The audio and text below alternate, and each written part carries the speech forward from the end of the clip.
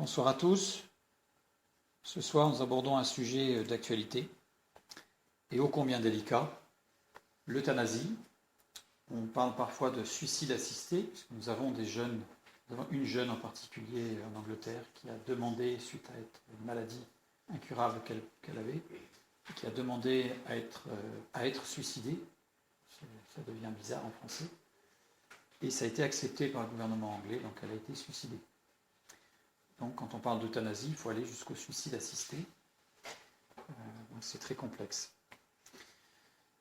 J'ai donné un petit sous-titre pour expliciter un petit peu l'orientation, parce qu'il y a tellement de choses à dire sur l'euthanasie que sinon on pourrait passer la nuit. Donc à partir de quel point ou quel moment faut-il, entre parenthèses tout simplement, les parenthèses montrent que c'est pas léger, parce que tout simplement ça a l'air de dire que c'est très facile, c'est tellement lourd de conséquences. Donc, à partir de quel point ou quel moment faut-il laisser une personne mourir sans rien faire pour prolonger sa vie, ou cesser de prolonger sa vie, à un moment donné, comme on dit, débrancher la machine? Qu'est-ce qui permet de dire qu'il faut le faire, qu'il ne faut pas le faire?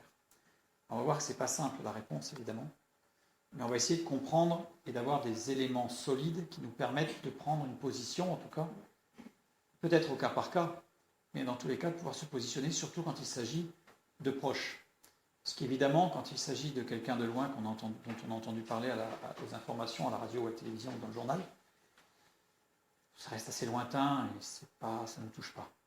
Mais quand c'est quelqu'un de proche et qu'à un moment donné, le corps médical suggère fortement ou nous demande la possibilité de débrancher, ça devient une question très compliquée.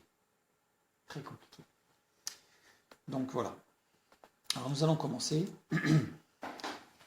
par un texte biblique, 1 Jean, chapitre 4, verset 16.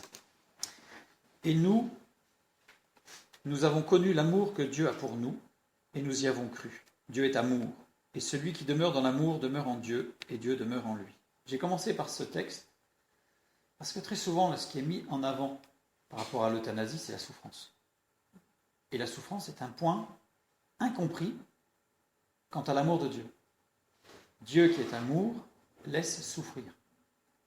Ce n'est pas envisageable, ce n'est pas compatible avec un Dieu d'amour qui a permis la souffrance, mais non seulement il la permet, mais il la fait durer parfois, puisqu'il y a des gens qui sont en vie avec une souffrance physique terrible, ou d'autres avec une souffrance psychologique terrible.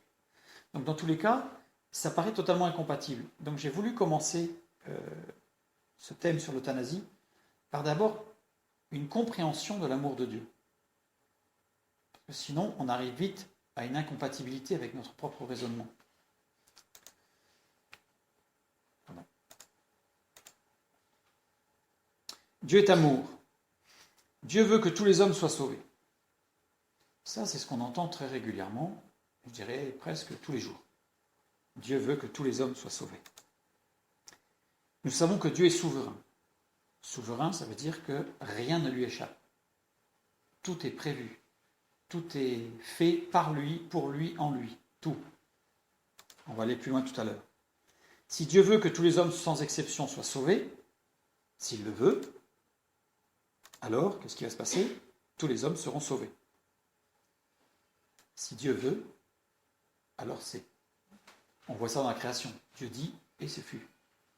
C'est pas à moitié, c'est pas zut, je me suis trompé. C'est Dieu, s'il veut, il fait. Donc si Dieu veut que tous les hommes soient sauvés, alors tous les hommes sont sauvés. Et là on voit qu'on arrive à une aberration. Donc ça pose un problème. Alors pourquoi annoncer l'évangile? Si Dieu veut que tous les hommes soient sauvés, ça veut dire que tous les hommes seront sauvés.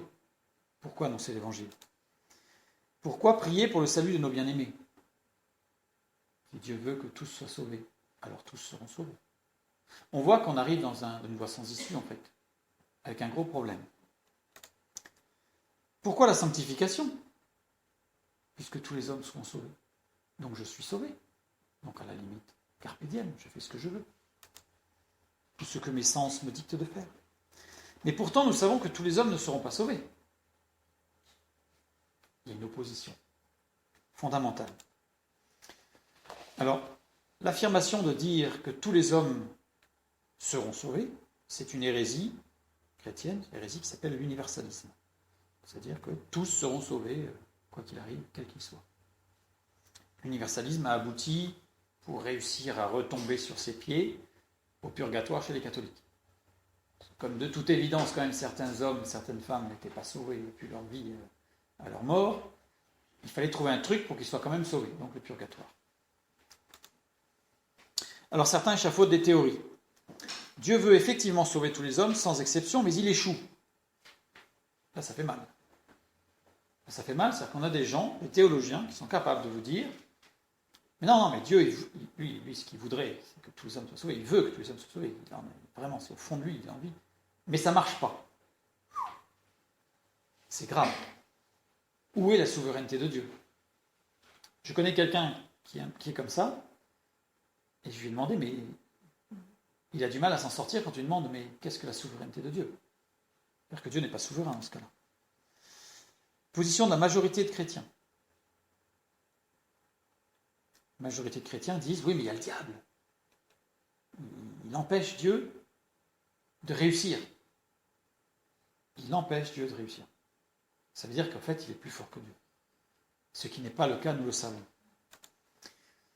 Ésaïe 55, 11. Ainsi en est-il de ma parole, c'est Dieu qui parle, qui sort de ma bouche. Elle ne retourne point à moi sans effet, sans avoir exécuté ma volonté et accompli mes desseins. Je pense que le texte est clair. Il n'y a pas de, comment dire en anglais, maybe, peut-être. Ça, c'est total. La Bible affirme que Dieu n'échoue jamais. Dieu a envoyé la parole faite chair pour sauver tous les hommes. Jésus-Christ. Et pourtant, tous ne sont pas sauvés. Donc, Dieu a échoué dans son plan, son but. C'est cette théorie. Voilà le raisonnement de ceux qui avancent là, et c'est la majorité des chrétiens, aujourd'hui. Hypothèse non biblique, évidemment. Dieu échouerait. Ils ont du mal à étayer sur les textes bibliques. Dieu, alors une autre théorie, Dieu intègre dans son plan que tous les hommes ne soient pas sauvés. Ça, c'est le calvinisme. Ça veut dire qu'il y a une prédestination, il y en a, Dieu il a choisi qu'ils ne seraient pas sauvés. Tant pis pour eux, c'est comme ça. Dieu est souverain. Et puis il a choisi que d'autres seraient sauvés. C'est comme ça. Tant mieux pour eux. Donc ça, c'est le calvinisme, c'est la prédestination de Calvin. Donc Dieu prévoit que les hommes rejettent son salut, donc il a prévu que certains rejettent, voilà, a l'avantage de s'accorder avec Ésaïe 55, 11, parce que ça veut dire que quelque part, il a déjà tout prévu. C'est un avantage de dire tout est prévu. Donc Dieu est souverain. Et donc Dieu fixe l'échec de son plan. Donc Dieu dit, j'ai un plan de salut pour tous les hommes, mais je fixe déjà que je ne vais pas réussir. Ça, c'est l'histoire de s'en sortir pour dire Dieu est souverain, il décide de tout, il décide même de rater. Surprenant, n'est-ce pas? Et donc il accomplit son plan. Au départ il veut, mais comme il a déjà prévu dans son plan qu'il échouerait, enfin bref, on voit que ça n'a ni queue ni tête. Ça n'a pas de sens. Ça contredit le fait qu'il veut sauver tous les hommes sans exception. Parce que s'il veut sauver tous les hommes sans exception, mais qu'il prévoit quand même qu'il va échouer dans les... Là, Dieu devient difficile à comprendre. Difficile à comprendre. Donc hypothèse qui s'auto-réfute. Pour avoir plus d'informations sur ce sujet, j'ai mis l'étude sur la gloire de Dieu, où là tout est détaillé sur pourquoi, comment. Mais alors que signifie ce verset? Cela est bon et agréable devant Dieu notre Sauveur, qui veut que tous les hommes soient sauvés et parviennent à la connaissance de la vérité. On a quand même un texte biblique qui nous dit que Dieu veut que tous les hommes soient sauvés. Regardons le contexte, parce que là c'est un texte qui est pris hors de son contexte et qui est souvent utilisé comme prétexte. Donc on va le prendre dans son contexte pour bien le comprendre. On va prendre les versets qui sont avant.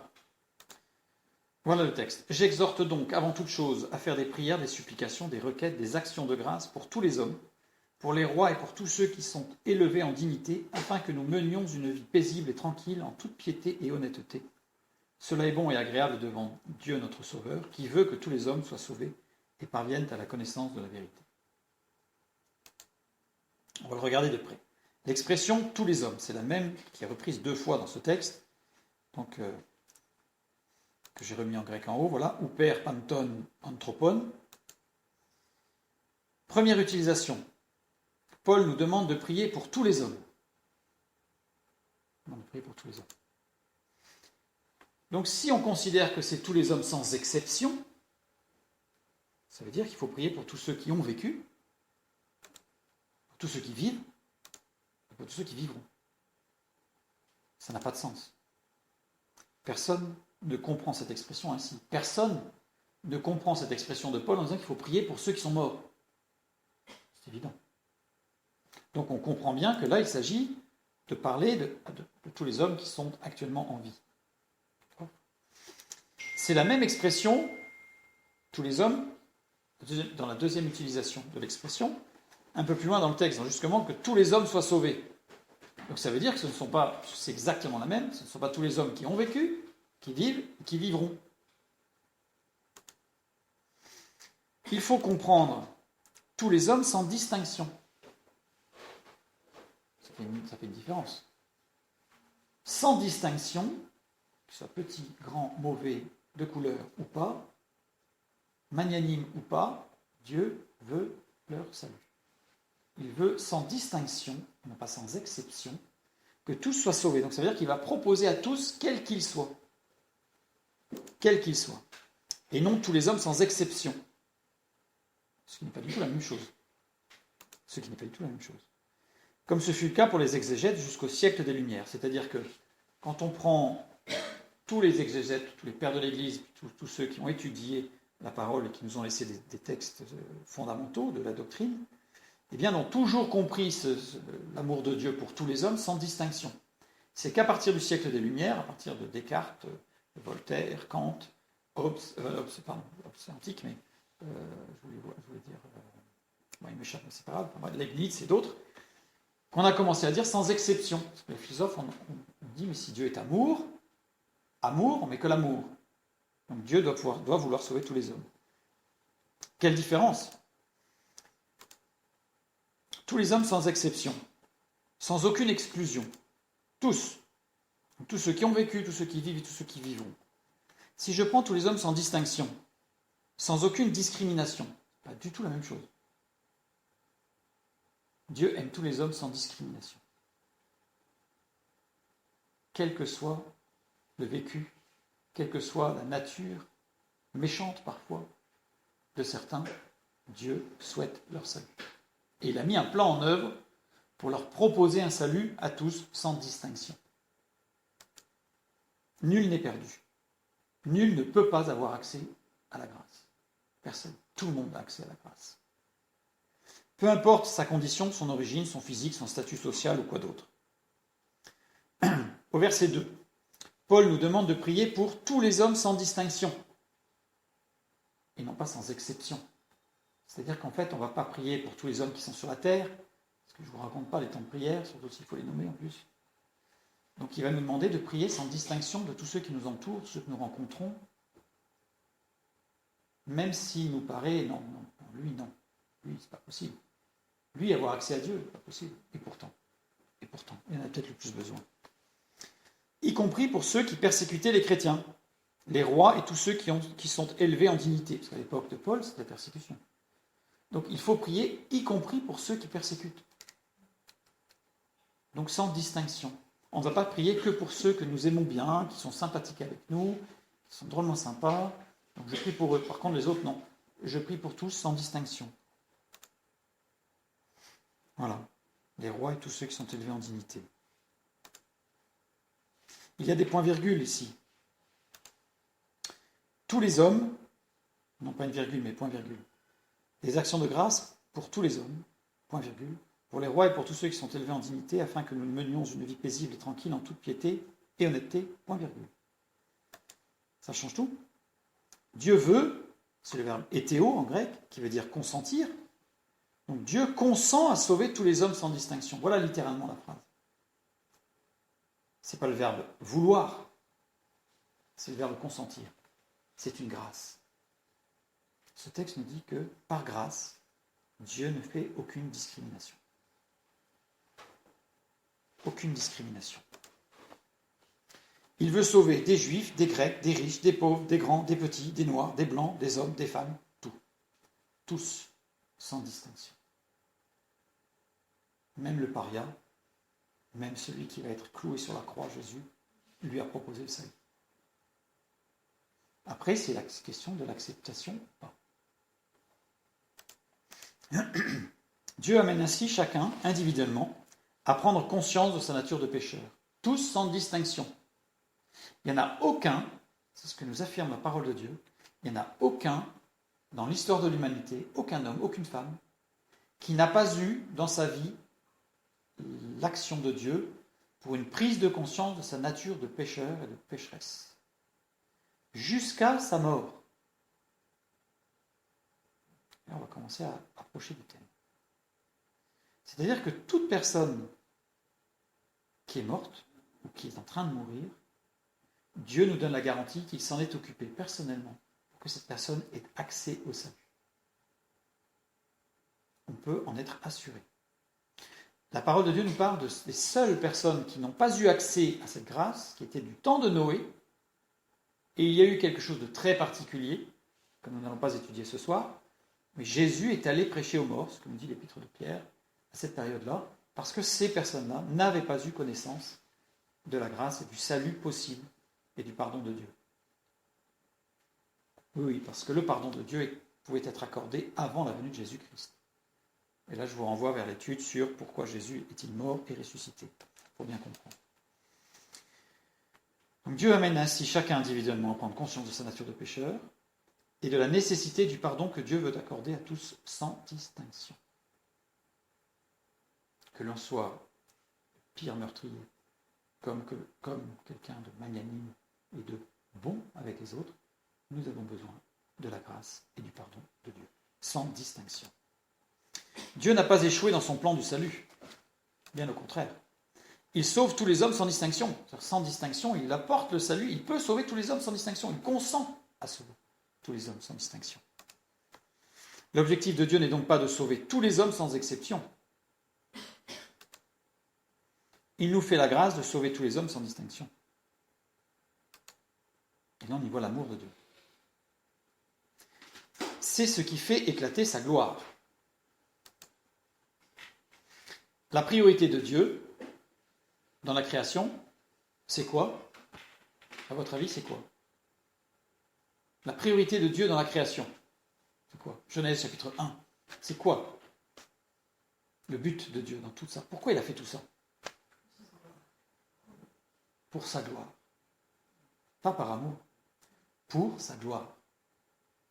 Tout a été fait pour sa gloire. Absolument tout. Plus que tout autre plan. C'est sa gloire. Nous-mêmes, nous avons été créés, non pas par amour, mais pour sa gloire.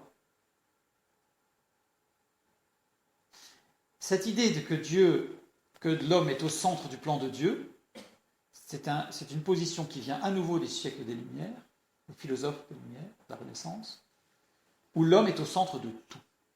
L'homme est l'homme, écrit en majuscule, et Dieu commence à s'écrire en minuscule. C'est le siècle des Lumières. L'homme n'est pas le petit chouchou de Dieu. L'homme a été créé pour la gloire de Dieu. Psaume 19.1. Les cieux racontent quoi? Pas l'amour de Dieu, la gloire de Dieu. Et l'étendue manifeste l'œuvre de ses mains. Dieu a tout créé pour manifester sa gloire. Manifester, nagad, qui veut dire rendre évident. Au radical piel, donc ça veut dire qu'il s'agit d'un but ultime, de quelque chose d'extrêmement fort. Le but ultime de Dieu, le but, c'est la gloire. Les cieux racontent la gloire de Dieu. Saphar, au radical piel aussi. Parce que se raconter, c'est pour vraiment détailler la gloire de Dieu. La montrer de façon très détaillée, la gloire de Dieu. Pas l'amour de Dieu, la gloire. Dieu a tout créé. Tout? Oui, tout. Vraiment tout? Oui, vraiment tout. Même Satan? Oui. Dieu a créé Satan. Dieu a créé Satan. C'est rigolo la sonnerie juste à ce moment-là.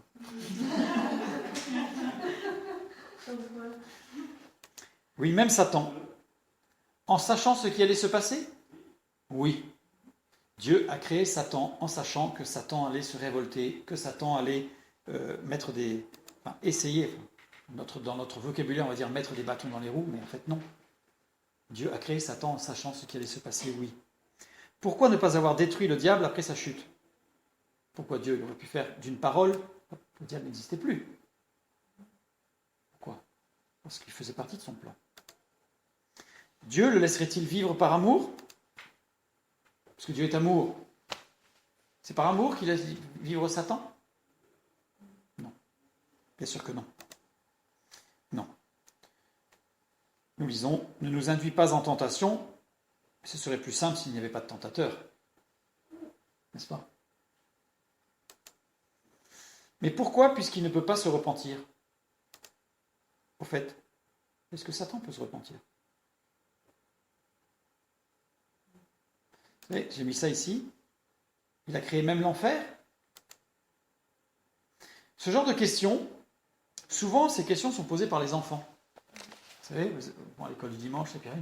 Elle dit, papa, elle dit, maman, Satan, est-ce qu'il peut se convertir? Est-ce que je peux prier pour lui pour qu'il se convertisse? Pose des questions. Alors là, en général, les parents disent, bon, attends, écoute, tu verras plus on sera plus grand. Parce que ce sont des questions qui dérangent. Est-ce que Satan peut se repentir, à votre avis? Non, pourquoi? Ah, grande question. Pourquoi est-ce qu'il ne peut pas se repentir? Ça veut dire qu'il y aurait un être qui n'aurait pas de liberté? Dieu aurait-il créé un être sans liberté de choix? Vous voyez, quand on commence à creuser, on se trouve face à des gros problèmes. Il ne faut pas avoir peur des gros problèmes, hein, parce qu'il faut interroger la parole de Dieu, évidemment. Et on a la réponse aux gros problèmes. Adultes, on s'interdit ce genre de questions, hein, surtout. Oh là là, oh là là. Sortez pas ça dans une réunion d'études, parce que là, vous allez créer le malaise. Réponse fréquente. Quand il y a une réponse. Souvent, il n'y a pas de réponse. Dieu garde le diable en vie pour que les hommes soient libres. Alors ça, c'est une des réponses classiques. En fait, Dieu garde le diable en vie pour que l'homme soit libre de choisir.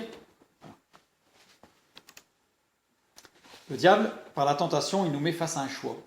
C'est classique. Ce choix, c'est entre le bien et le mal. Mais un jour, le diable sera détruit. C'est écrit. Ça veut dire qu'à partir de ce jour-là, nous allons perdre notre liberté. C'est formidable. Ça veut dire qu'on va passer notre vie chrétienne à glorifier Dieu, à sanctification, pour trouver la plénitude dans le ciel, pour devenir des êtres sans aucune liberté. Présenté comme ça pose un problème. Donc on voit bien que la réponse de dire que le diable reste en vie pour que les hommes soient libres est fausse, ne tient pas. Ça veut dire qu'un jour, du coup, il n'y aurait aucune liberté. Là, on s'exclut de Dieu, amour. Nous n'avons pas besoin du diable pour être libres.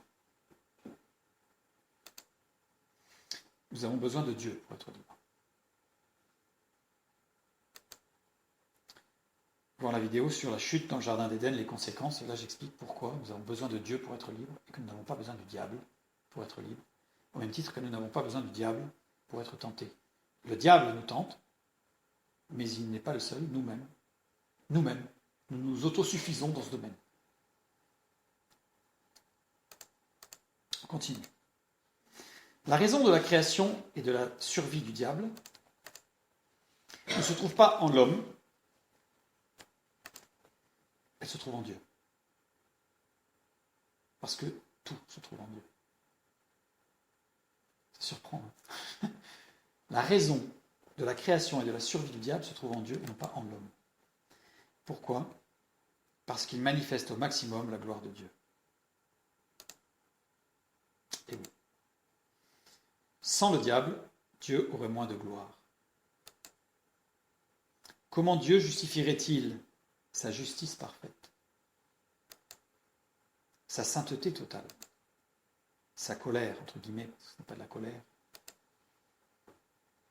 Nous l'avons déjà vu. Certains diront peut-être qu'en tant que Dieu, il trouverait un moyen de le faire. Il trouverait bien un moyen, quoi, puisqu'il est Dieu. Eh bien oui, il a trouvé le moyen de faire.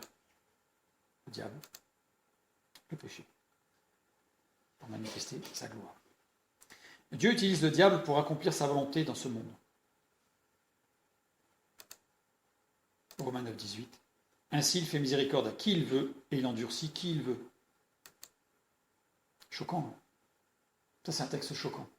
Quand on le lit comme ça, hors de son contexte, c'est choquant. On a l'impression que Dieu, on revient un petit peu à la prédestination de Calvin. Il y en a qui ont de la chance, hein. Qui tiré au sort, ils ont de la chance. Puis il y en a, pas de chance. Consentir, en fait, c'est le verbe télo. Ainsi, il fait miséricorde à qui il consent et il endurcit qui il consent. S'endurcir devant Dieu est un péché. Comment Dieu peut-il pousser quelqu'un à pécher? Ce n'est pas possible. Ce n'est pas possible. Ce n'est pas possible. Romains 9, 18 toujours. Alors là, je mets voir la vidéo sur la gloire. Je vais passer très rapidement, mais là, sur la vidéo sur la gloire de Dieu, tout ça c'est détaillé. Tout le fait sur les textes bibliques pour montrer que Satan n'est que le serviteur de Dieu. Je pèse mes mots.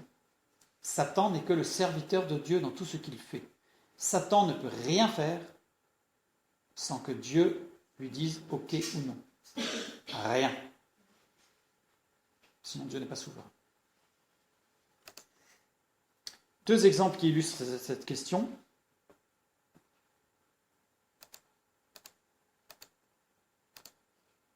Deux exemples de la parole de Dieu. Et maintenant, voici l'Éternel a mis un esprit de mensonge dans la bouche de tes prophètes qui sont là, et l'Éternel a prononcé du mal contre toi.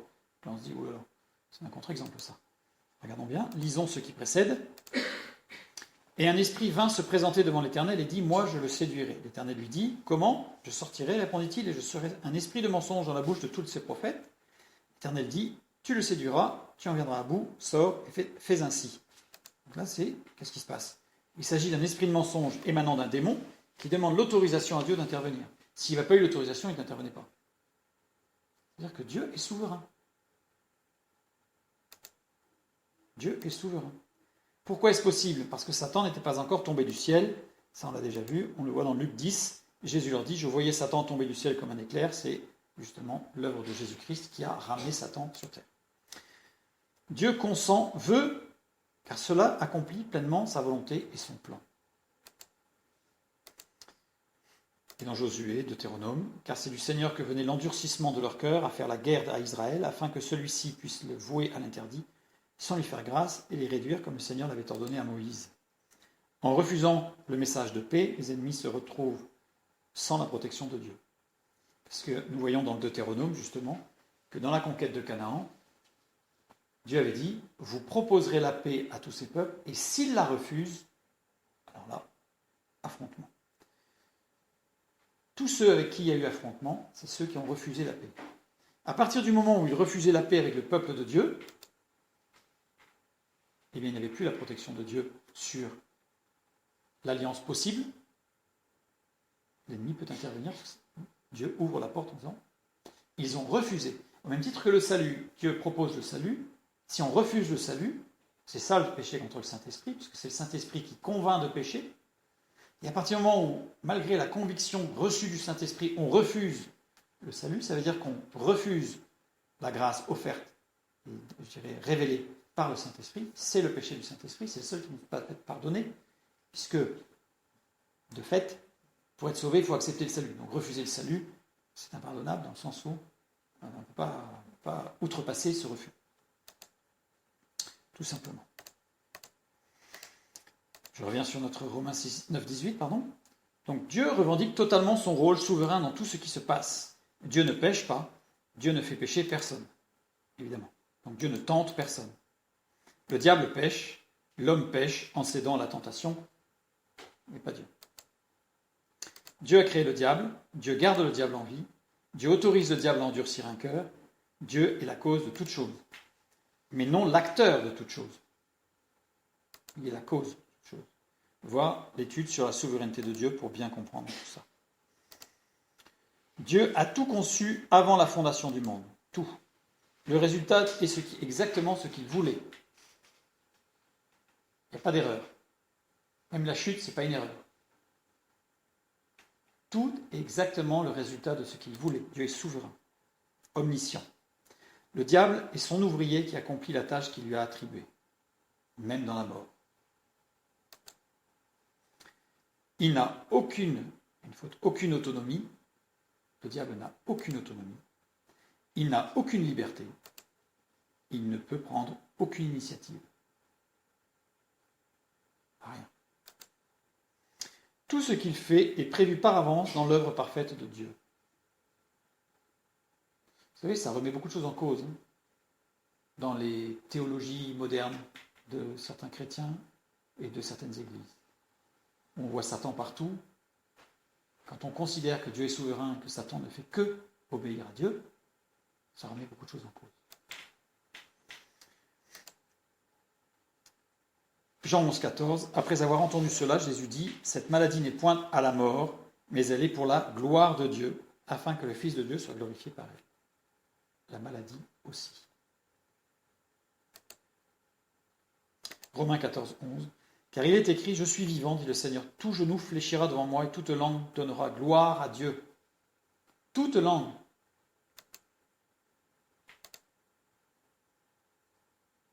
Ainsi, tous les hommes, sans exception, glorifieront Dieu. Tous ceux qui ont vécu, tous ceux qui vivent et tous ceux qui vivront, eux, tous glorifieront Dieu. Au paradis, pour glorifier son amour, pour glorifier sa miséricorde, et en enfer, pour glorifier sa justice, pour glorifier sa colère, son jugement. Tout est fait pour la gloire de Dieu. Chacun a la liberté de choisir, mais quel que soit son choix, il glorifiera Dieu. C'est pour cela que l'homme a été formé et créé. Pour la gloire de Dieu. La vie fait partie du plan de Dieu. La mort fait partie du plan de Dieu. 1 Corinthiens 15, 26. Le dernier ennemi qui sera détruit, c'est la mort. La mort est un ennemi, c'est clair, mais qui sera détruit par Dieu, pas par l'homme. Ce verbe détruire, qui est conjugué ici au futur, c'est katargeo. Katargeo qui littéralement signifie être inutilisé. Le dernier ennemi qui ne sera plus utilisé, c'est la mort. Littéralement. Ennemi, ektos. Ektos, quelqu'un qui a été ami, qui était un philos, ami, et qui est devenu aliéné, passif, en retrait. La mort était, on va pas dire un ami, mais dans le plan de Dieu, un outil entre les mains de Dieu.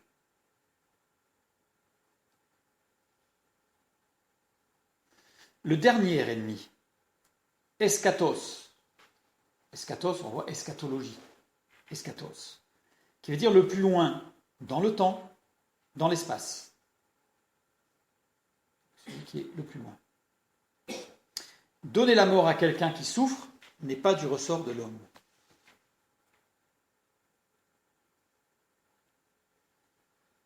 C'est du ressort de Dieu, ni du ressort du corps médical. La parole de Dieu est claire. Il y a le serment d'Hippocrate, qui est loin d'être biblique, mais qui le stipule. Il y a le serment d'origine et le serment modernisé ou contemporain, on va dire. Je vais prendre le temps de regarder une partie de ce serment d'Hippocrate, que beaucoup de médecins ont dû oublier. Serment d'Hippocrate d'origine. Je jure par Apollon, médecin, par Asclépios, par Hygie et Panacée, donc ce sont des dieux, par tous les dieux et toutes les déesses, les prenant à témoin que je remplirai, suivant mes forces et ma capacité, le serment et l'engagement suivants. J'ai mis de la même couleur pour qu'on retrouve les paragraphes. Au moment d'être admis à exercer, ça c'est moderne maintenant, au moment d'être admis ou admise à exercer la médecine, je promets et je jure d'être fidèle aux lois de l'honneur et de la probité.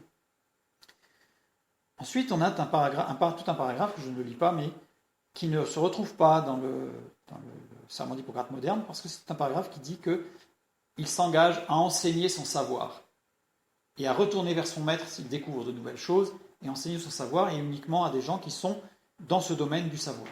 Ce que nous n'avons plus dans le serment d'Hippocrate moderne. Ça n'a pas d'importance. Ensuite, ça c'est beaucoup plus intéressant, je dirigerai le régime des malades à leur avantage, suivant mes forces et mon jugement, et je m'abstiendrai de tout mal et de toute injustice. Je ne remettrai à personne du poison, si on m'en demande, ni ne prendrai l'initiative d'une pareille suggestion. Semblablement, je ne remettrai à aucune femme un pécère abortif. Je passerai ma vie et j'exercerai mon art dans l'innocence et la pureté. Alors, quelques informations. Ici, nous voyons l'interdiction du meurtre ou de la complicité d'assassinat. Donc là, dans le serment d'Hippocrate, nous avons « Je ne remettrai à personne du poison, ni ne prendrai l'initiative d'une pareille suggestion. » Dans le serment d'Hippocrate, dès le départ, le médecin se refuse, ne doit pas apporter la mort. Petit détail par rapport à notre dernière étude. Semblablement, je ne remettrai à aucune femme un pécère. Alors un pécère, c'est quoi ? Eh bien, dans l'Antiquité, c'était un tampon ou un bâtonnet enduit ou fabriqué de substances médicamenteuses, introduit dans une cavité, ici le vagin de la femme, pour interrompre la grossesse. Donc, dans le serment d'Hippocrate, je ne remettrai à aucune femme, on va dire, un moyen de l'IVG, de l'interruption de grossesse. Et abortif, justement, pour avorter. Le serment d'Hippocrate est clair. Le serment d'Hippocrate est clair. Si je prends maintenant le serment moderne, mon premier souci sera de rétablir, de préserver ou de promouvoir la santé dans tous ses éléments physiques et mentaux, individuels et sociaux. Je respecterai toutes les personnes, leur autonomie et leur volonté, sans aucune discrimination, selon leur état ou leur conviction. C'est le serment moderne, celui-là. J'interviendrai pour les protéger si elles sont affaiblies, vulnérables ou menacées dans leur intégrité ou leur dignité. Même sous la contrainte, je ne ferai pas usage de mes connaissances contre les lois de l'humanité. J'informerai les patients des décisions envisagées de leurs raisons et de leurs conséquences. Je ne tromperai jamais leur confiance et n'exploiterai pas le pouvoir hérité des circonstances pour forcer les consciences. Je pense que ce serait bien de le relire de temps en temps. Protéger si elles sont affaiblies, vulnérables ou menacées dans leur intégrité ou leur dignité. Quid des personnes dans le coma ? Je pense que plus vulnérable, on ne peut pas. Quid des personnes souffrantes qui demandent la mort ? Une personne en souffrance n'est pas une personne en complète aptitude objective sur son devenir. C'est une personne affaiblie.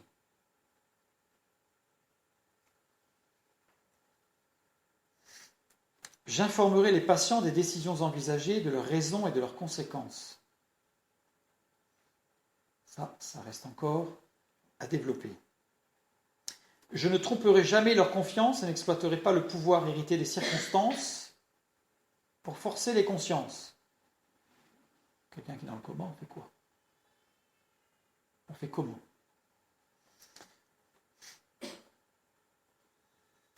La question est de savoir quand. Il faut, ou on peut, maintenir la vie artificiellement.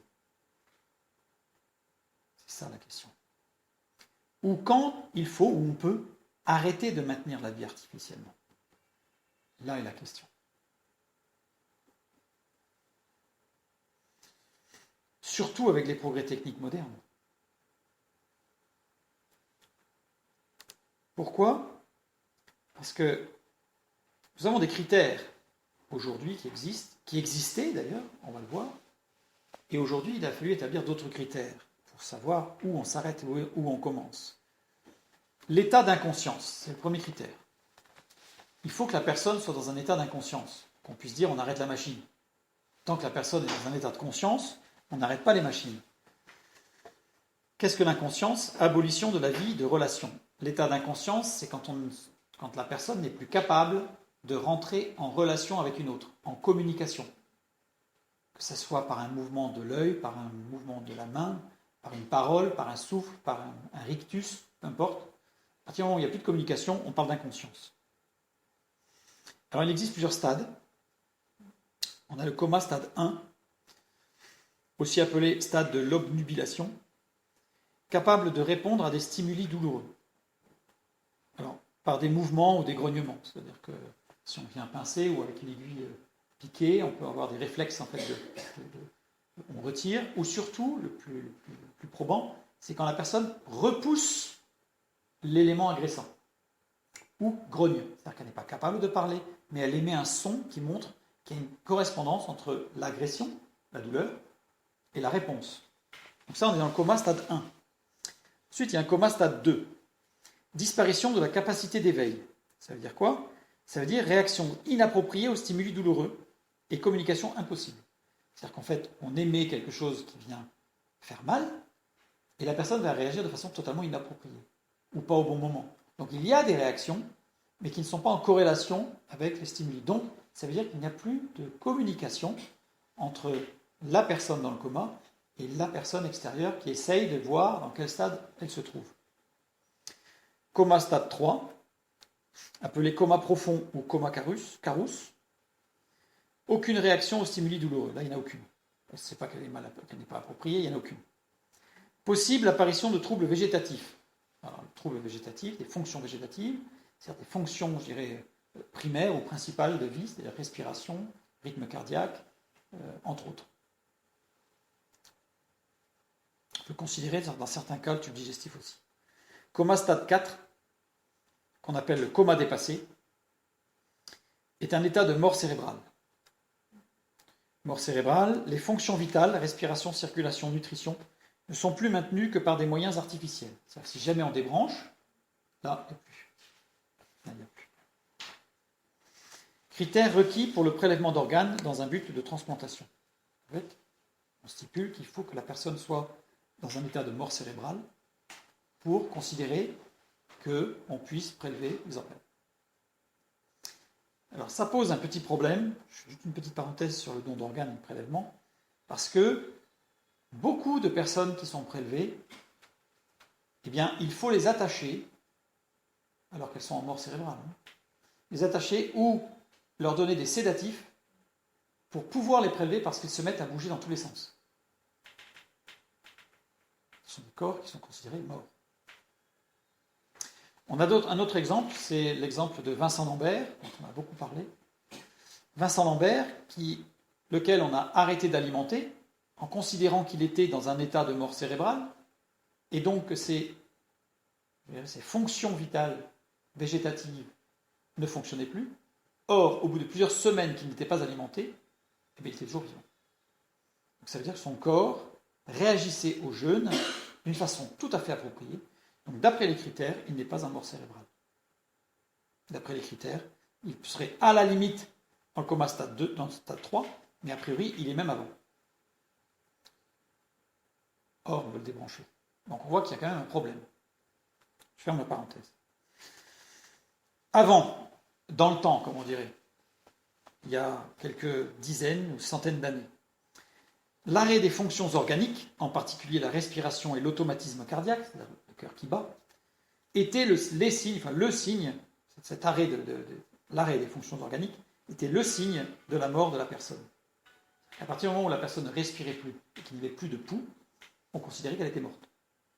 À l'époque, c'était assez simple. Il n'y avait pas beaucoup d'autres moyens de vérifier si la personne était en vie ou pas. Cependant, elle était éveillée 3 jours. Pour des raisons particulières, on va voir tout à l'heure. Donc c'était ce qui était l'équivalent d'une mort cérébrale. Arrêt des fonctions vitales. Et comme il n'y avait aucun moyen de brancher la personne à l'époque, c'était la mort. Après, c'est-à-dire moderne, contemporain, les méthodes de réanimation, avec maintien artificiel de la ventilation et de la circulation sanguine par l'appareillage médical, et les drogues vasopressives, permettent de maintenir la personne en vie. Donc maintenant, on a un problème. Alors, vasopressive, c'est les substances qui augmentent la pression sanguine et contractent les artères. Bon, le terme technique. Il a fallu établir de nouveaux critères de détermination de mort cérébrale, parce que l'arrêt de respiration et l'arrêt cardiaque n'étaient pas suffisants. Aucune activité électrique cérébrale. Maintenant, on dit que pour qu'il y ait mort cérébrale, il faut qu'il y ait en plus qu'il n'y ait aucune activité électrique cérébrale, c'est-à-dire électroencéphalogramme plat. Aucune réactivité à l'examen neurologique. Alors, l'examen neurologique, c'est quoi? C'est absence de réponse à la douleur, disparition des réflexes des nerfs crâniens, disparition des réflexes oculaires, c'est-à-dire à la lumière avec la pupille, avec au niveau des orbites, des mouvements en fait, que l'on peut faire au niveau des yeux. Donc s'il n'y a aucun réflexe, il n'y a aucun mouvement. Disparition de la ventilation spontanée, arrêt de la respiration. Donc là, à ce moment-là, on considère qu'il y a mort cérébrale. Mais nous constatons qu'il s'agit uniquement de critères physicalistes, c'est-à-dire avec des manifestations physiques. Nous savons que dans la parole de Dieu, l'homme n'est pas physicaliste. Nous vivons dans une culture de la mort, aujourd'hui. L'avortement sur demande est pratiqué depuis des décennies. C'est normal. Voire transfusion, IVG et don d'organes que nous avons étudiés. Aujourd'hui, certaines personnes se font le plus sérieusement du monde des avocats de l'infanticide. L'IVG. Sans aucun problème. 1 Corinthiens 15, 26, nous avons vu, le dernier ennemi qui sera détruit, c'est la mort, nous l'avons vu tout à l'heure. La mort est un ennemi, d'accord, qui appartient à Dieu. Hein. Ce n'est pas véritablement un ennemi. C'est celui qui sera plus utilisé en dernier. Et nous lisons dans Genèse 2,7, Dieu forma l'homme de la poussière de la terre, il souffla dans ses narines un souffle de vie, et l'homme devint un être vivant. La vie est un don de Dieu. La vie, ce n'est pas le fruit du hasard, c'est un don de Dieu. Même si on est issu d'un couple, donc d'un homme et d'une femme, qui s'aimaient ou qui ne s'aimaient pas s'il y a eu agression, dans tous les cas, la vie que nous avons est un don de Dieu. Elle est un don de Dieu. Le mot être vivant ici, nefesh haïm, nefesh haïm, nefesh est au singulier un être, mais haïm est au pluriel vivant avec un S. Donc nous sommes un être vivant, avec plusieurs entités vivantes. Nous l'avons déjà vu, mais je répète. Dieu forma l'homme, vaïtser, avec 2 yodes, alors que dans Genèse 2,19, Dieu forma les animaux, vaïtser, avec un seul yode. Donc il y a une erreur, il y a une faute d'orthographe. Pour l'homme, il y a 2 yodes, alors que normalement, il devrait y en avoir qu'un. 2 yodes pour vaïtser pour l'homme, un seul pour les animaux. La racine commune, c'est tser. Tser qui a donné 2 mots, yetser et yotser. Yetser, c'est l'instinct. L'âme, que possèdent aussi les animaux. Chacun en possède, nous avons, les animaux et les hommes ont une âme. Et Yotzer, qui veut dire formateur, c'est l'esprit que seul l'homme possède. Donc c'est pour ça qu'il y a 2 yodes. L'homme est bien corps, âme, esprit. Jointure entre l'âme et la jointure entre le corps et l'esprit. La réalité matérielle, c'est le corps. La réalité spirituelle, c'est l'esprit. Et entre les deux, qui unit le tout, c'est l'âme. Hébreux 4, 12. Car la parole de Dieu est vivante et efficace, plus tranchante qu'une épée quelconque à 2 tranchants. Voilà. Pénétrante jusqu'à partager âme et esprit. Seule la parole de Dieu est capable de séparer l'âme de l'esprit pour voir où est la limite. L'épanouissement de notre être trichotomiste, c'est comme ça qu'on dit, puisque nous sommes en 3 parties, donc trichotomiste, s'effectue progressivement. Nous naissons, nous passons au stade adolescent, puis au stade d'adulte. À la naissance, nefesh, le corps. Roua, neshama. On va intégrer, nous avons dès le départ, nous avons bien les 3, nous l'avons vu, nous avons bien les 3, corps, âme, esprit, dès l'instant de la procréation. À l'adolescence, le jeune commence à se poser des questions existentielles que l'enfant ne se pose pas. Pourquoi l'existence ? Pourquoi vivre ? Quel est mon but ? Pourquoi je suis là ? C'est le développement, c'est l'âme qui commence ici à manifester des désirs particuliers. D'après la tradition juive, la roua commence à se développer à 13 ans, c'est une tradition juive, elle n'est pas biblique, et la neshama va se développer à partir de 20 ans. Procréation, donc à la procréation, eh bien, il y a un développement physique avec une prise de conscience de son corps et de ses besoins. L'enfant va tout de suite prendre conscience de son corps. Il a faim, il pleure. C'est son corps a faim. Il n'est pas encore dans le désir de jouer, ça va venir très vite, mais dès le départ, c'est la prise de conscience de son corps.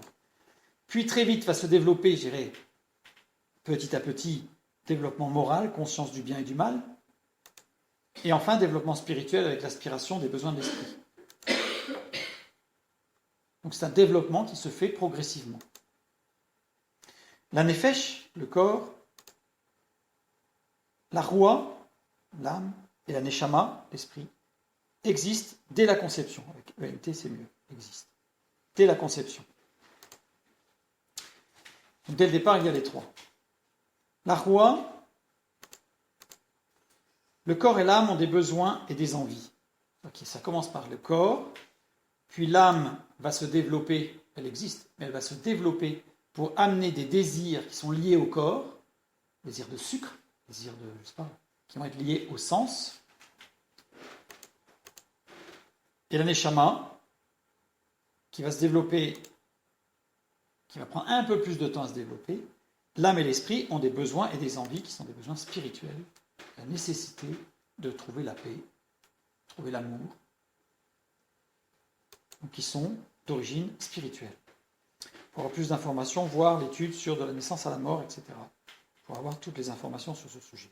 Ecclésiaste 3.11, nous lisons « Il fait, Dieu, toutes choses bonnes en son temps, même il a mis dans leur cœur la pensée de l'éternité, bien que l'homme ne puisse pas saisir l'œuvre que Dieu fait du commencement jusqu'à la fin. »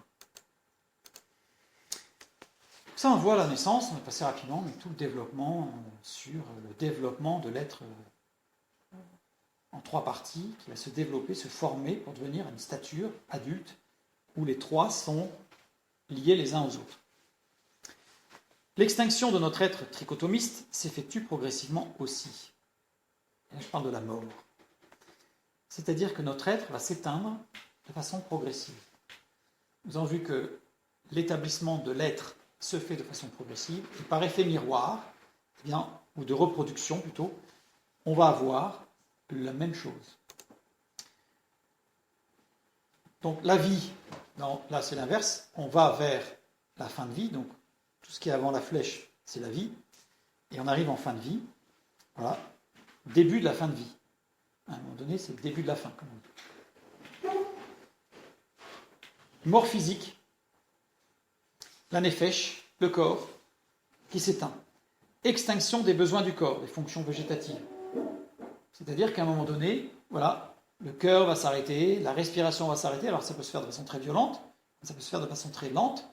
On a des personnes qui s'éteignent, qui petit à petit, par fatigue, tout s'éteint. Ça prend du temps, mais on a des fonctions végétatives qui s'éteignent ou qui s'arrêtent brutalement. Un infarctus, c'est brutal. Donc dans tous les cas, on a une mort physique. Le corps s'éteint. La nefesh, le corps, agit comme une pompe qui maintient gonflée la roua, l'âme, malgré des fuites. C'est-à-dire que l'image que je donne, c'est comme si l'âme, c'était un ballon de baudruche avec des petits trous dedans, et le corps, c'est une pompe. Et il pompe. Et donc ça insuffle de l'air dans le ballon, mais la même quantité d'air est insufflée que celle qui s'échappe par les petits trous. Donc le ballon reste gonflé. Quand le corps s'éteint, on ne gonfle plus l'âme, et donc l'âme se dégonfle, petit à petit. Donc ça peut être instantané, c'est assez rare. Je pense que c'est même impossible. Donc ça peut être rapide, on va dire, ça peut prendre un peu de temps. Et ensuite, on a la mort que j'ai appelée la mort physicaliste.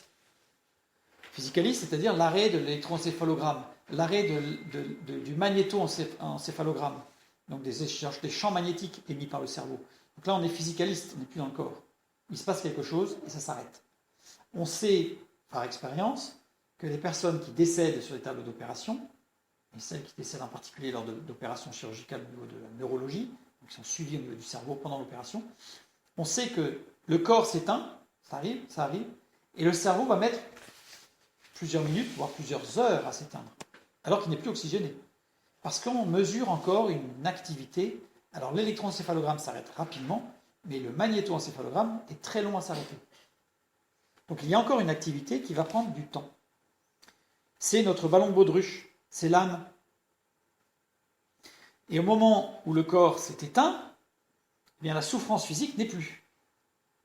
Par contre, il reste ce qu'on appelle, dans un terme médical, la souffrance neurologique. C'est-à-dire qu'il ne peut plus y avoir de souffrance physique puisque le tronc est coupé, enfin, le tronc cérébral est coupé, donc l'innervation ne se fait pas. Donc il n'y a plus de douleur physique. Cependant, on voit que la personne souffre, mais d'une autre manière. Donc on appelle ça une souffrance neurologique. Ça peut être très impressionnant, parce vous pouvez avoir une personne qui a des spasmes, qui peut s'asseoir dans son lit, qui peut faire des sons incroyables avec la bouche, qui peut arracher toutes ses perfusions, alors qu'il est en souffrance neurologique, c'est-à-dire qu'il n'a plus de souffrance physique. Alors que l'électroencéphalogramme peut être plat. C'est surprenant, hein, très surprenant. Ensuite, on arrive justement à partir de ce point-là, eh bien, c'est le ballon de baudruche qui se dégonfle, donc c'est l'âme qui s'éteint. Plus ou moins rapidement. L'âme s'éteint, c'est-à-dire les fonctions électriques et magnétiques du cerveau. Si je fais une corrélation physicaliste. La roue ne peut plus retenir la neshama, puisque on a le corps qui gonfle, ce ballon de baudruche qui a des fuites. Quand le corps s'arrête, la pompe s'arrête, donc le ballon se dégonfle. Et c'est ce ballon qui retient l'esprit. C'est une image, bien sûr, qui retient l'esprit lié au corps. Rappelez-vous, l'âme, c'est ce qui joint le corps et l'esprit. Il faut qu'il n'y ait plus d'âme pour que l'esprit puisse retourner à Dieu. Donc quand l'âme s'éteint, libération de l'esprit. La neshama sort du corps. La neshama sort du corps. Il n'y a plus de souffrance neurologique. Là, c'est fini. Là, c'est fini. Si, pendant la mort physique, pendant la mort du nefesh, si il y a réanimation, avec les moyens modernes, à ce moment-là, c'est possible. Parce que tant que l'âme, elle, est restée gonflée, si on réanime le corps, ça redémarre. Ça redémarre. Et la personne va revenir de son coma, elle va revenir. Donc la réanimation est possible. L'âme n'a pas disparu. Si pendant la mort physicaliste, que j'appelle, c'est-à-dire la disparition de l'âme, réanimation du corps possible, avec risque de séquelles de personnalité, ça dépend où on en est. Comme je l'ai dit, l'âme peut disparaître très rapidement ou pas.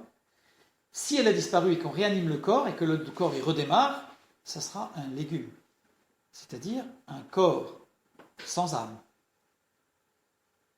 Et là, on peut avoir des gens qui vivent biologiquement, mais ce ne sont plus des êtres humains à part entière dans le sens où l'âme n'est plus. Ça, c'est si on les réanime après la disparition de l'âme. Donc la réanimation du corps pendant cette phase-là est très critique, parce qu'on ne sait pas où on en est là. Donc si on réanime quelqu'un, au début, ça peut le faire, mais il peut y avoir des séquelles de personnalité. Ce que j'appelle les séquelles de personnalité, c'est qu'il n'est plus le même. Parce qu'il y a un morceau de lui qui n'est plus là. Puisque un morceau de son âme a disparu. L'âme est en train de disparaître. Si on réanime la personne alors que l'âme n'est plus, là c'est l'état végétatif. Là, il n'y a plus rien. Il n'y a plus qu'un corps biologique qui fonctionne peut-être. Vous avez des êtres humains qui sont dans ces états-là, dans cet état-là, qui respirent, dont le cœur bat, il n'y a rien. Ce sont des légumes, comme on dit vulgairement. Sauf que l'image, et ça, c'est végétatif, c'est un végétal. On a vu que dans la création de Dieu, il y a le végétal, l'animal qui a une âme et l'homme qui a un corps, âme, esprit. Et donc là, ça redevient les stades du végétal. L'âme n'est plus. Il n'y a plus de connexion entre le corps et l'esprit. L'esprit entre dans la liberté à partir du moment où il est parti. Mais pour qu'il parte, il faut que le corps soit mort et que l'âme ne soit plus. Si on réanime, si on tient branché quelqu'un et que son âme n'est plus, l'esprit ne peut pas partir. Adieu, puisqu'il est encore dans l'enveloppe du corps qui n'est pas mort. Donc pour que l'esprit puisse entrer dans la liberté, il faut que le corps soit mort et que l'âme ait disparu. Il faut les deux. Donc maintenir quelqu'un en vie biologique du corps, s'il n'y a plus d'âme, ça le bloque. Qu'est-ce qui va se passer pendant cette phase-là? Pendant que la phase, alors je vais le dire rapidement parce que ce serait le sujet de toute une étude, et là pour comprendre ce qu'on appelle les EMI, les expériences de mort imminente et les NDE, ou les NDE, Near Death Experience, il y a une prise de conscience des réalités spirituelles. C'est-à-dire qu'à partir du moment où l'esprit sort du corps mort sans être rattaché, parce que là n'est plus, on connaît parfaitement ce que dit l'apôtre Paul. Aujourd'hui, nous connaissons comme au travers d'un voile, comme au travers d'un miroir, c'est flou. Mais là, à ce moment-là, on connaît parfaitement. On connaît parfaitement les réalités spirituelles. Et quelles sont ces réalités? Jésus-Christ, Dieu.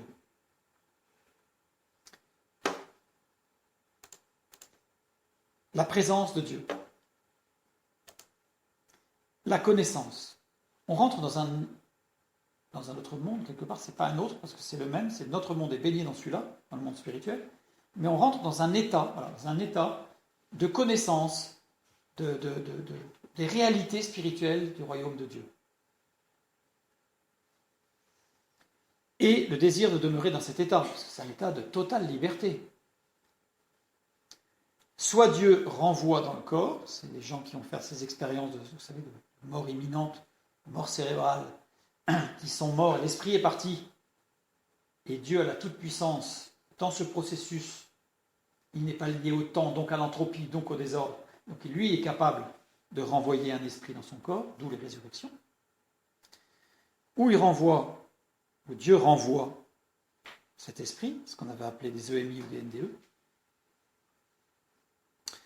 soit mis en état d'attente pour le jugement.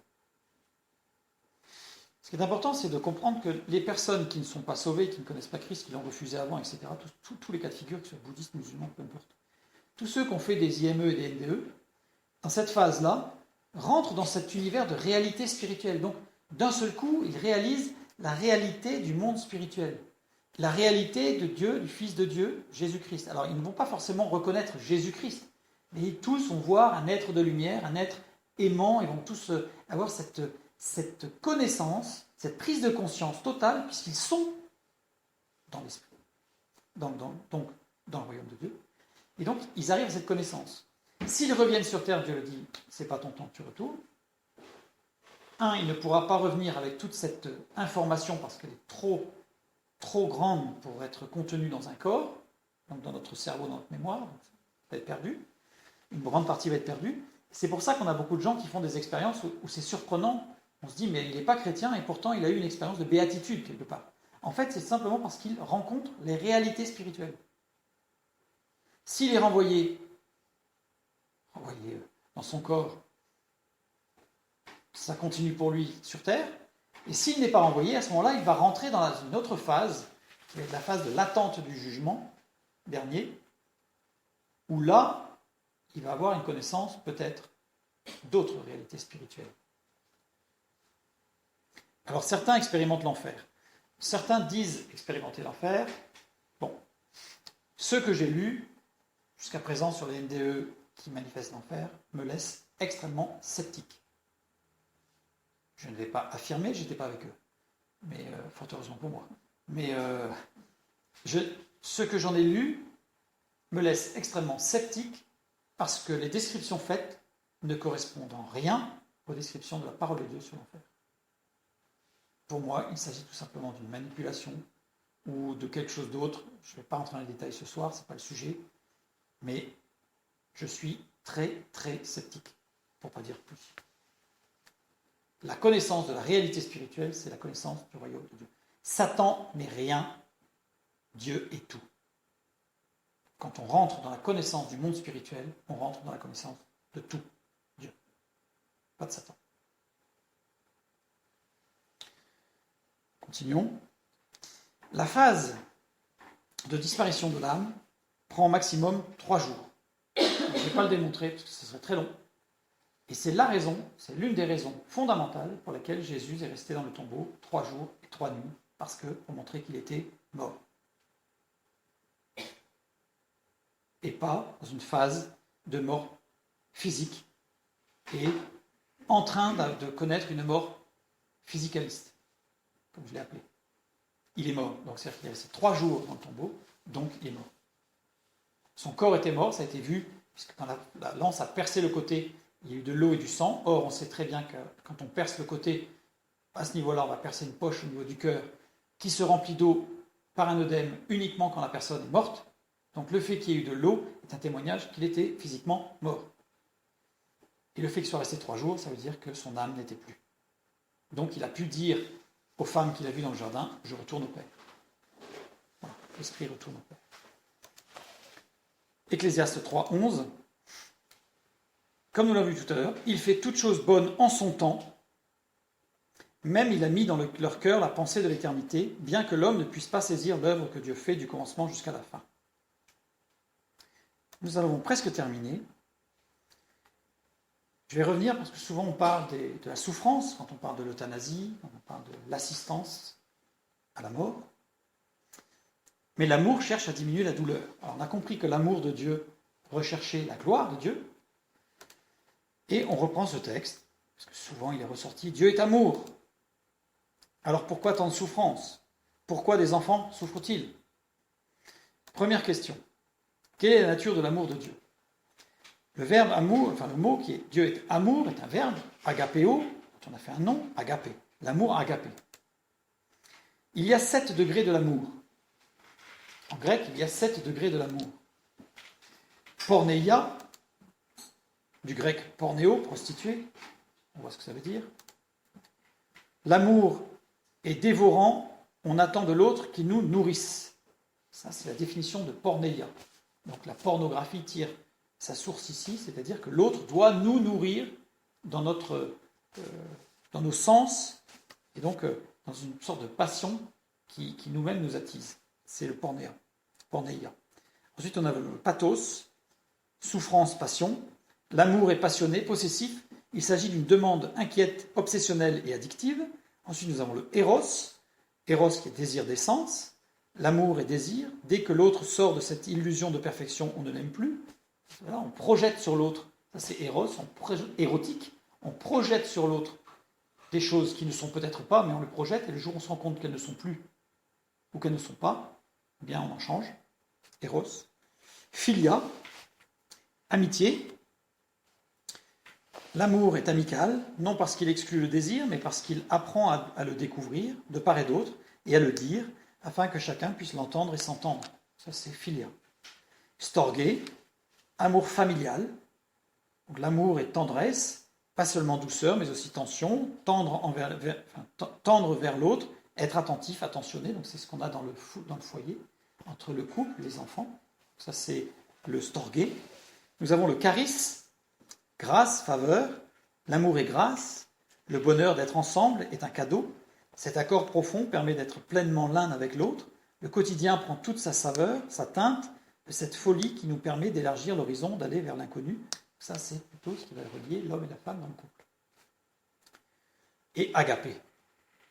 Agapé, un amour qui ne peut émaner que de Dieu. Cet amour exclut tout sentimentalisme, toute émotion, car il est constant dans sa forme et dans le temps. Il ne peut venir que de Dieu, l'agapé. Dieu n'a pas de poussées émotionnelles ou sentimentales.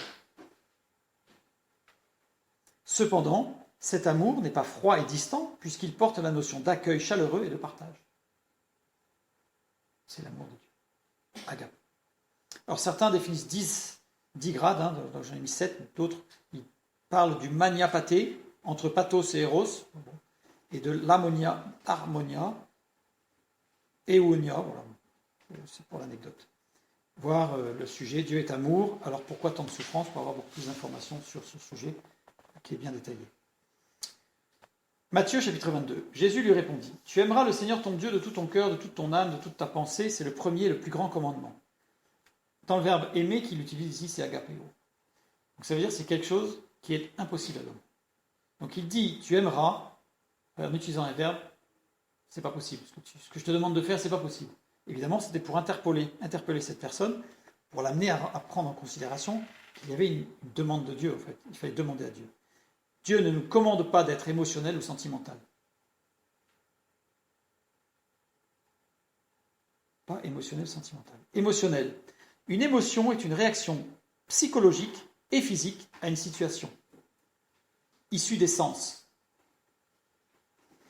D'ailleurs, une émotion, j'aime bien la définition que donne Descartes, de toutes les sortes de pensées que l'âme peut avoir, il n'y en a point d'autre qui l'agite et l'ébranle si fort. C'est la définition de l'émotion. Ça nous ébranle, mais c'est quelque chose de psychologique qui vient d'une réaction physique, avec les neurones miroirs dont on a déjà parlé, donc c'est-à-dire l'empathie que l'on peut ressentir vis-à-vis d'une personne qui souffre. Sentimentale, composante de l'émotion qui implique des fonctions cognitives. Une réflexion sentimentale, ça va plus loin qu'une pulsion d'essence. C'est Dieu qui nous donne la capacité de l'aimer, agapao. Agapao, ça ne peut pas être naturel. Ça ne peut être qu'un don de Dieu.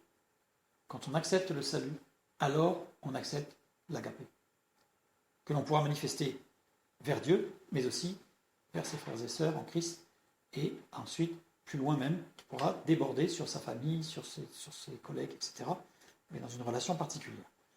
Par son esprit qui demeure en nous, à la conversion, nous recevons l'agapé, entre autres. Deutéronome 6,5, tu aimeras l'Éternel ton Dieu de tout ton cœur, de toute ton âme, de toute ta force. Donc c'est le pendant, mais dans l'Ancien Testament, donc en hébreu. Et en hébreu, c'est Ahab, formé par la lettre Aleph, qui représente Dieu, par la lettre E, qui représente ce qui fait du bien, ce qui vivifie la vie, et Beit, dualité, dialogue, symbole de la bouche et intériorité. Si je prends les deux premières lettres, c'est la faculté de vouloir. Et si je prends les deux dernières lettres, c'est la vie trouvée en Dieu. Aimer, c'est la faculté de vouloir trouver la vie en Dieu. C'est cette faculté que Dieu nous donne. L'agapé, c'est un miracle. C'est un miracle. Aimer, au sens divin du terme, c'est vouloir le bien, ce qui vivifie, construit de et par la vie trouvée en Dieu, dans le dialogue intérieur avec Dieu, avec l'autre. Aimer, c'est ça. Quand on est face à quelqu'un qui souffre, nous devons l'aimer. L'aimer, ça ne veut pas dire être sous l'émotion, dans le sentimentalisme. Nous devons être dans l'agapéo. C'est-à-dire, nous devons être dans la volonté que cette personne trouve la vie. Tout en ayant en arrière-pensée, en background, comme on dit, en arrière-plan, que la souffrance fait partie du plan de Dieu. Nous ne devons pas chercher à la supprimer. Nous devons chercher à la sublimer. C'est-à-dire que nous devons chercher qu'est-ce que Dieu veut nous enseigner. Et par l'amour, par aussi la paix, par le Saint-Esprit et tous les fruits de l'Esprit, eh bien cette souffrance peut être transcendée. Mais ça, c'est toute une œuvre de l'Esprit. Donc quand nous sommes face à quelqu'un qui se trouve dans ce cas-là, eh bien nous devons bien réfléchir. Matthieu 13, 33, c'est un texte qui concerne la fin des temps, mais que l'on peut appliquer à la mort. Parce que la fin des temps, c'est la fin. Et la fin d'une vie, ou plutôt, je dirais, d'une existence. Parce que la vie continue après l'existence. Donc la fin d'une existence, c'est-à-dire la mort physique et physicaliste, eh bien, c'est une fin. Et comme le dit le texte, prenez garde, veillez et priez, car vous ne savez quand ce temps viendra. Le début de la fin, comme je l'ai dit tout à l'heure, peut arriver à tout moment. Une rupture d'anévrisme, un accident de route. Tout peut arriver, à tout moment. Alors nous ne sommes pas dans la crainte, mais c'est un fait. Et donc ce texte est intéressant parce que veiller, c'est le verbe blepo. Blepo qui veut dire regarder attentivement, qui veut dire aussi discerner mentalement, avec une réflexion, avec quelque chose qui est autre que physique, en considérant chaque face. Donc regarder tous les aspects de ce qui se passe. Et prier. Proseuke, qui vient du verbe proseukomai, qui vient de deux racines. Pros, à l'avantage de, envers, en considération de, et eukomai, c'est-à-dire demander à Dieu quelque chose. Et oui, veiller, c'est discerner, c'est réfléchir, c'est faire attention, être attentif. Prier, c'est demander à Dieu la sagesse, la compréhension. Quand l'âme a-t-elle disparu ? Nous ne pouvons le savoir. Nous ne pouvons pas le savoir. Dieu, lui, le sait. Mais nous pouvons avoir certains repères. Tant qu'il y a les fonctions végétatives, la personne reçoit de l'extérieur. Ça veut dire que la personne, tant qu'il y a des fonctions végétatives, la personne reçoit de l'extérieur. C'est-à-dire qu'on peut lui parler, même si elle ne répond pas, on peut lui parler. On peut la toucher. Je vous raconterai ensuite un témoignage. 3 jours maximum après l'arrêt du corps, la personne peut recevoir de l'extérieur. Maximum, on ne sait pas. Mais ça veut dire qu'à partir du moment où on nous dit cette personne, c'est fini, mort physicaliste, mort physique, je veux dire, c'est fini. L'âme va mettre 3 jours à disparaître. Donc pendant 3 jours, cette personne peut encore recevoir. Je vais vous donner un exemple ensuite. Demandons à Dieu la sagesse et le discernement. Ecclésiaste 9,4. Pour tous ceux qui vivent, il y a de l'espérance. C'est amusant parce que le terme hébraïque, qui est traduit par tous ceux qui vivent, alors pour, là aussi c'est intéressant parce que si on devait traduire littéralement en hébreu, c'est pour tous sans distinction. Donc pour tous sans distinction, pour tous ceux qui vivent, tous ceux qui ont tissé tout au long de leur vie des relations d'amitié avec d'autres, il y a de l'espérance. C'est-à-dire que toute personne qui, dans cet état de coma, est seule, il n'y a plus d'espérance. Mais à partir du moment où elle n'est pas seule, il y a encore de l'espérance. Et même un chien vivant vaut mieux qu'un lion mort. Ça, c'est la fin du verset. Je vais donner 2 témoignages, rapidement, sans rentrer dans les détails. C'est au sujet de mon père, donc celui qui m'a fabriqué, qui a eu une vie de patachon, pour parler gentiment. Un jour, il m'appelle en me disant qu'il voulait me voir, j'y vais, et il était en phase terminale d'un cancer de la gorge. Il me dit, je sais que je vais mourir, j'ai quelques biens, mais pas grand-chose. Je souhaite que, comme c'est toi l'aîné de la famille, que tu dispatches mes affaires auprès de mes enfants, de telle manière que j'ai décidé. J'ai pris note. Et quand il a eu fini, je lui ai dit, moi j'ai quelque chose à te dire aussi, et je lui ai parlé du salut. Et je lui ai dit, sache que Jésus-Christ est ton ami. Il a la main tendue, et à tout moment, tu peux la saisir. Il m'a dit, je te remercie de me l'avoir dit, mais ça ne m'intéresse pas du tout, j'en ai rien à faire, et je t'interdis de m'en reparler. Nous sommes quittés là-dessus. Quelques semaines plus tard, je reçois un coup de téléphone de l'hôpital, qui me dit qu'il est dans le coma, et que c'est fini. Donc, alors, il est d'abord dans le coma. Donc là, j'ai pris le téléphone tous les jours et je demandais aux infirmières, malgré quelques réticences de certaines infirmières, de poser le combiné sur son oreille quand il était en coma. Alors à chaque fois, il me disait, oui, mais il n'entend pas. Ça, c'est... Vous pensez ce que vous voulez. Et au téléphone, je lui parlais. Et je lui disais, je parlais de la pluie et du beau temps, et je lui disais, tu m'as interdit de t'en reparler, je te demande juste de te rappeler. Tous les jours. Pendant, ça a duré une dizaine de jours. Et là, le chirurgien appelle en me disant, c'est fini. Donc là, on prend la voiture, et on va le voir, il y a 400 km. Donc on y va. Et puis,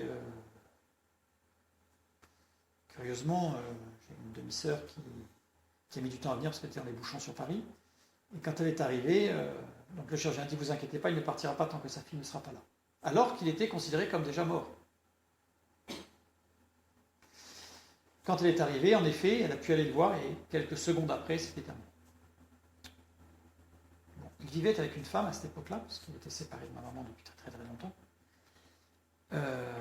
avant qu'elle ne connaisse le Seigneur et qu'elle ne m'en parle.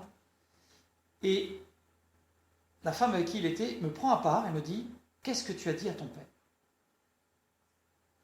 Donc, je lui ai dit, je ferai plus d'informations, plus de détails, parce que j'ai quand même dit beaucoup de choses. Il faut savoir un peu ce qu'elle me dit, parce que depuis qu'il est dans le coma, toutes les nuits, alors que c'était normalement impossible, il hurlait.